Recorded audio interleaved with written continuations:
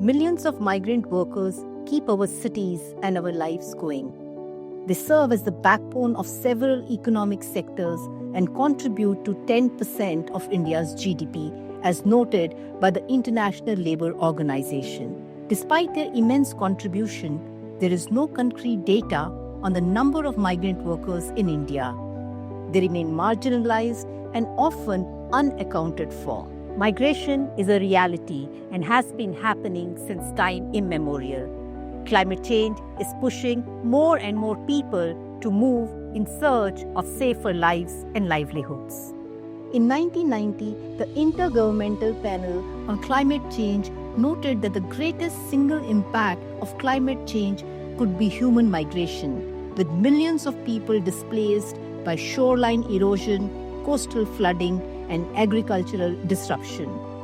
The term climate refugees is becoming more and more popular, with a prediction of 200 million such refugee migrants globally by 2050. The number of climate-related migrants in India is projected to reach 45 million by 2050, according to Climate Action Network South Asia. In 2020, an estimated 14 million people in the country were forced to migrate as a consequence of extreme weather events, but climate refugees as a term is still not officially acknowledged in India. I think, first is we have to acknowledge the challenge. The fact is, I don't think climate-induced migration is even an accepted terminology within the country in the popular discourse as of now. And I remember that, you were part of this report last year with WCD and that's from Nathan Foundation and others, where it actually came up that migrant workers or those who are undertaking journeys because of their inability to stay invested in the local livelihoods because of this rapid onsets of climate events are also people who need to be protected. The social protection aspect need to also be thought about them. So first is that there needs to be an acceptance around the fact that climate-induced migration is indeed a reality.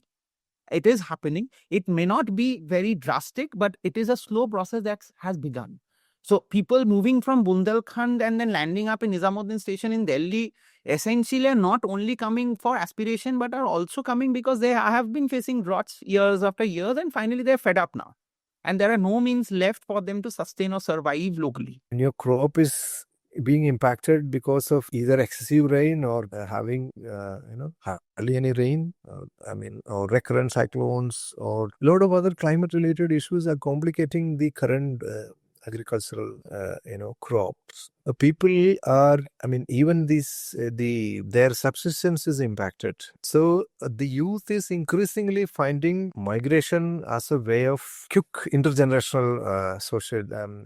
So there is a substantial proportion of youngsters who move for work to other places. And we also see a lot of them face highly precarious situations where, they are exposed to a lot of risk and vulnerabilities, which actually can even result in their, loss of lives.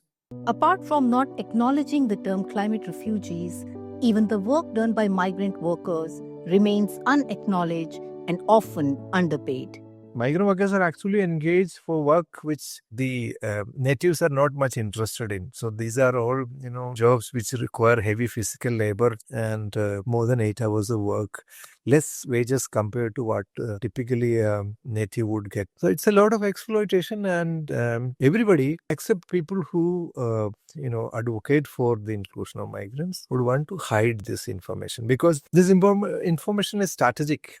So when there are large number of people, you are accountable for this.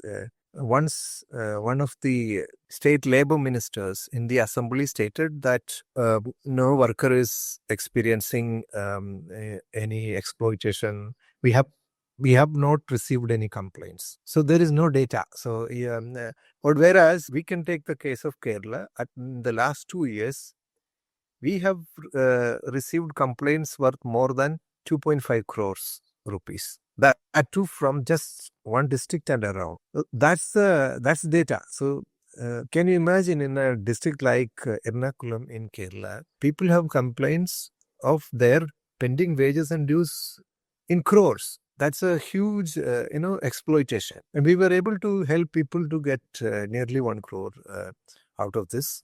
But it's a struggle because another example is most of these workers are informally engaged. So there is hardly any documentation of employment. So even if there is your wages are due, there is hardly any evidence on wages. And when migrant workers are given accommodation by, people who provide such accommodation, they do not get a rent agreement. So there is no evidence of their existence in that particular locality. If 1/3 of India's population consists of migrant workers, then this large labor force cannot be ignored anymore. I think we need to do a good migration survey throughout the country to get the database. Not the complete database, at least close to the reality.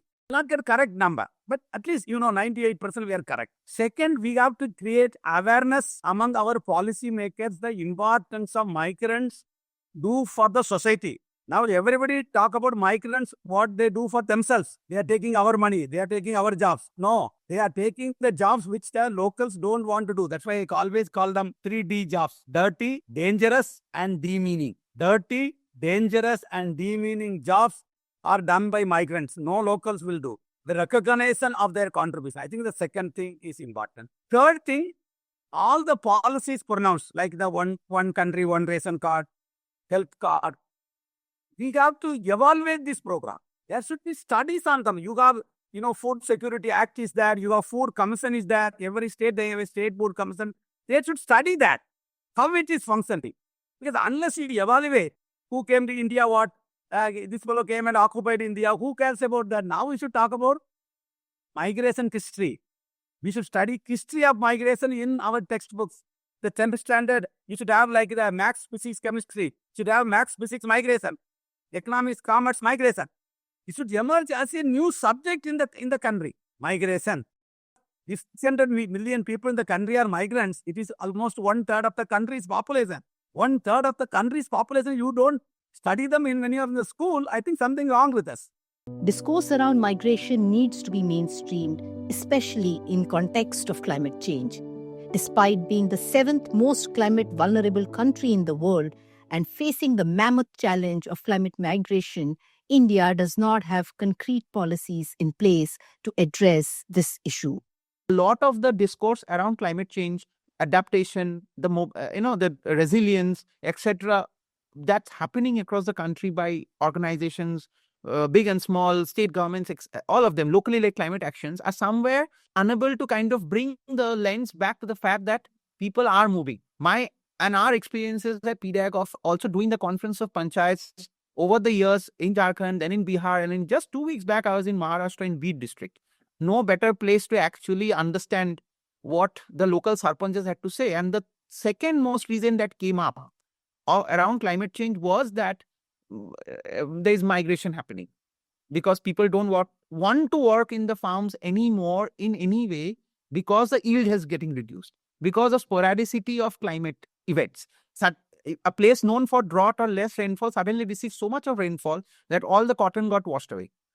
So and how do people cope up with such kind of things? So that is something that needs to be looked at, is a second part 2. And part 3, there needs to be more policy relevant, studies or policy relevant research mapping out, especially at the district to district level, districts, because we already have now good data nationally on districts which are highly vulnerable to climate.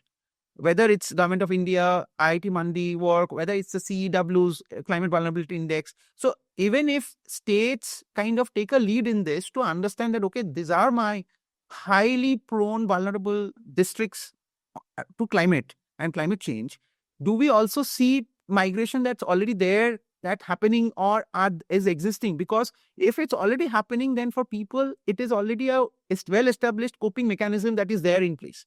And people would take it up as a resilience, to actually take up as an act of resilience, that, okay, I move out, it's my way of coping, rather than staying and, bearing the brunt of the effects of climate. So definitely these are, I would say that we need to have a broader discourse and a more policy kind of discussion around climate-induced migration because we are not accepting it. Migrant workers are most likely going to be the first set of climate refugees in the country.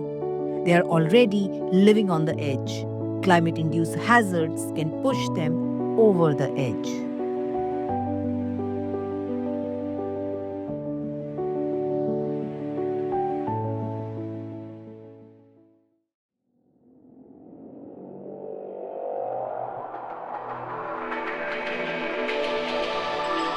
The migration story.